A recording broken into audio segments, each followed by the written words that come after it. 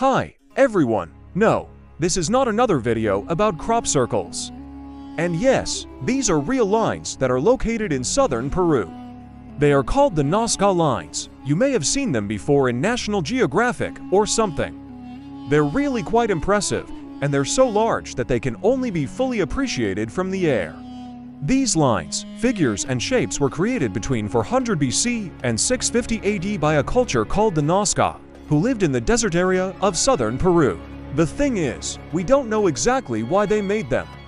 There are many theories out there, and I'm going to share some of them with you today. The most popular theory is that the Nazca Lines were made to attract the attention of gods or for use as landing strips for alien spaceships. But honestly, I think there are some other explanations that might make more sense than aliens. First, let's start with some facts. There are over 10,000 lines and 70 geometric figures. The figures include animals like monkeys, lizards, spiders, hummingbirds, fish, and dogs, as well as humanoids, plants, geometric designs, and some mysterious beings whose identity has not yet been confirmed. One of the most famous ones is the astronaut figure, which shows a humanoid wearing what appears to be a space suit with a helmet that looks like it's S-shaped like a bird's beak. Some people say it could be a depiction of an alien, but it's actually more likely that it's a ritualistic dancer dressed in a costume. The Nazca people had a very colorful culture, and they loved to dance at festivals in honor of their gods. So this figure is probably just one of those dancers. Another famous one is the parachutist. This is a humanoid standing with its arms outstretched as if it's skydiving. It's interesting because the parachute is depicted in great detail, but the rest of the figure is rather simple. Was this a supernatural being? What was it doing in the desert? There's also a figure known as the alien or the torchbearer. It has a head with huge eyes and antennas and a thin body. It kind of looks like an insect, doesn't it? But there are no insects in the area that look like this. And it's unlikely that the Nazca would have created such an inaccurate depiction since they were very precise with most of their drawings. So this is probably an actual alien visitor, right? Well, not necessarily. The head of this figure bears a striking resemblance to the Nazca Kaya, a local fertility deity. The body of the figure is humanoid, but due to the perspective used, it looks somewhat elongated. Elongated bodies were usually associated with supernatural beings in Nazca art, so the parachutist could very well be the fertility god descending down to Earth on a parachute. How cool is that? Now let's take a closer look at the astronaut one more time. Look at the head. Does it resemble a bird? Of course it does. In fact, the bird motif is found all throughout Nazca culture. Birds were associated with the gods, particularly with thunderbirds, which were said to live in the mountains. Thunderbird myths are found all over the world and in North America. We call them thunderbirds, the Hopi called them muloi, and the Greeks called them agits. These were huge birds with enormous wingspans that made frequent trips across the sky where they unleashed bolts of lightning. So now you're probably wondering, how does a thunderbird relate to the Nazca Lines?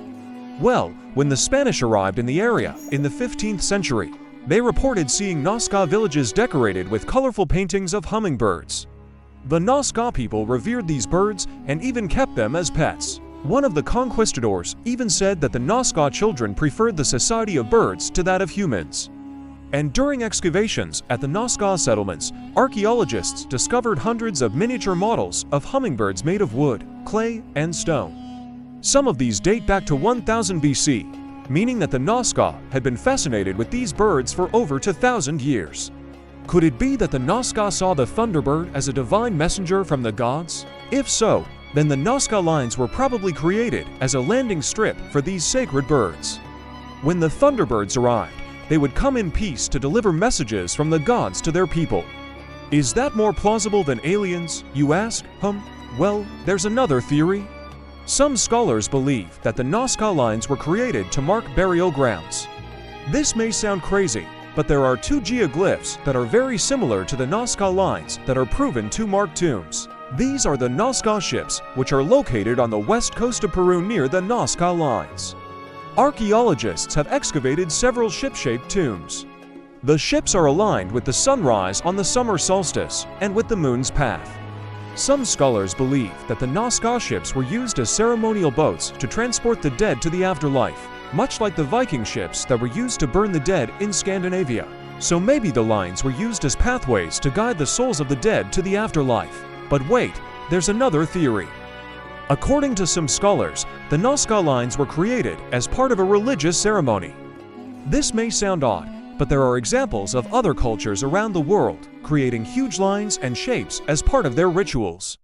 For example, there are several megalithic sites in England, Ireland, and Scotland that feature huge stone hinges that were probably used to track the sun or the moon. The Nazca may have done something similar. Imagine standing on the monkey line and watching it turn red as the sun rises behind the mountains. Or perhaps you could stand on the hummingbird line and watch it fill up with brilliant shades of orange as the moon passes overhead, according to legend. The Nazca had secret ceremonies at night when they colored the lines with plants that glowed in the dark.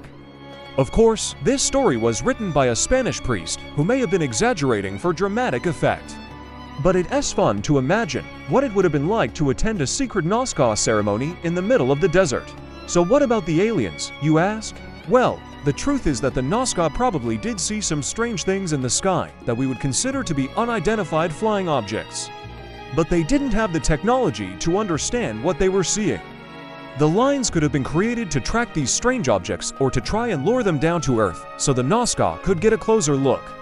Or perhaps they were trying to communicate with the beings from the sky. If you've ever wondered why UFO researchers often send out huge grids of lights to attract the attention of aliens, it's because they're following the lead of the Nazca people thousands of years ago. Personally, I think that the aliens theory is a bit far-fetched. The Nazca were intelligent enough to create huge irrigation systems and underground tombs. They were also very superstitious, and they believed that the mountains and the rivers were inhabited by spirits. It's more likely that they saw unusual natural phenomena like ball lightning, meteors, comets, and aurora, and they created the lines to honor their gods. What do you think? Let me know in the comments below. And remember to stay updated. Thanks for watching.